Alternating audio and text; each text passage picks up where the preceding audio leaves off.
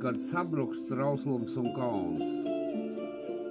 Tavu vārdu rakstīšu liedagas smiltīs, lai katrs vilnis var izlasīt to, lai atnes man kājas svētāko mantru, ko lūdzot par tevi, es varētu teikt.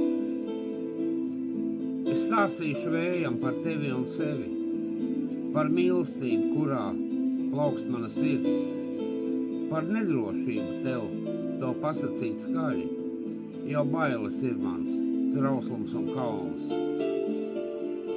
Es stāstīšu sniegpārslai katrai par tevi, un saulē, kas aust un pamalē riet, par mīlestības skaistumu baltajā sniegā, kad lielām pārslām sirdī tās snieg.